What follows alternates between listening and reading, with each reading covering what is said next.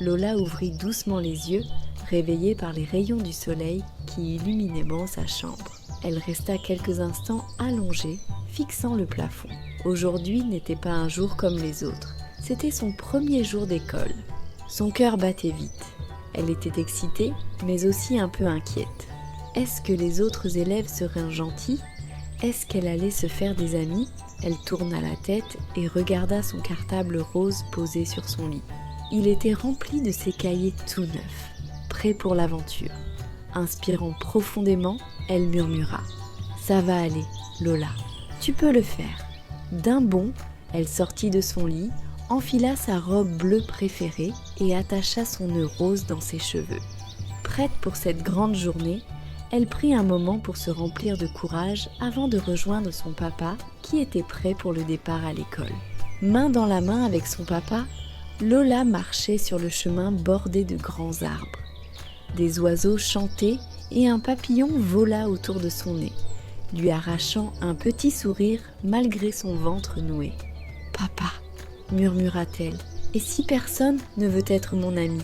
Son papa s'arrêta doucement, se mit à sa hauteur et posa sa grande main rassurante sur sa tête. « Ma petite Lola, tout le monde est un peu nerveux le premier jour d'école, mais je te promets que tu vas te faire plein d'amis. Tu as un cœur en or, ils vont l'adorer. » Lola hocha la tête, un peu rassurée, et serra plus fort la main de son papa.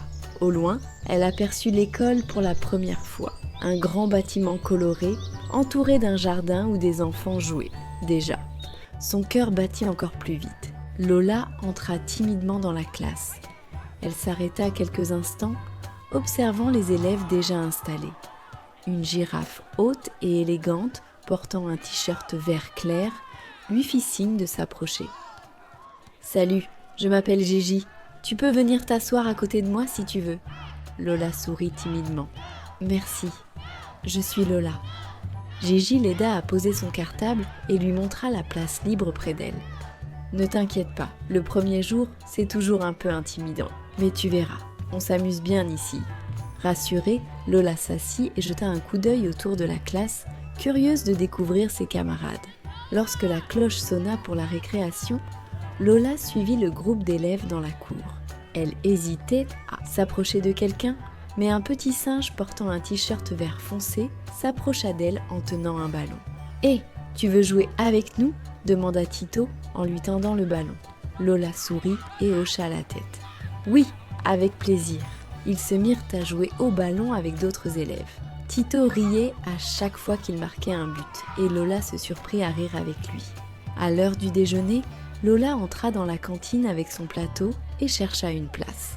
Elle aperçut un jeune lionceau au regard rassurant qui lui fit signe de venir. « Tu peux t'asseoir ici » dit-il avec un sourire. Lola posa son plateau et s'assit en face de lui. « Merci, je m'appelle Lola. Et toi ?»« Enchantée Lola, moi c'est Léon. Si tu veux, je te présenterai d'autres élèves après.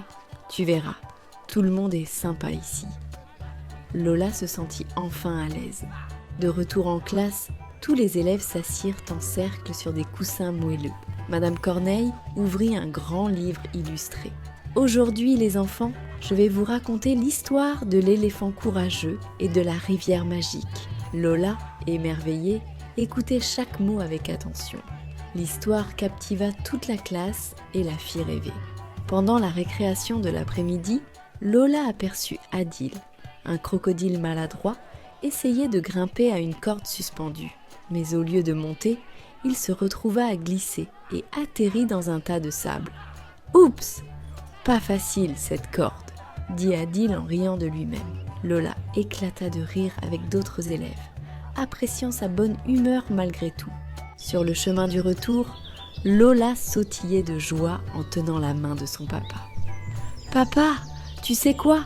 J'ai joué avec Tito, mangé avec Léon, et Gigi m'a montré où m'asseoir. Je suis tellement fière de toi, ma chérie, » répondit son papa en souriant. De retour dans sa chambre, Lola serra sa peluche préférée contre elle en repensant à sa journée. Elle murmura avant de s'endormir « Vivement demain pour retrouver mes amis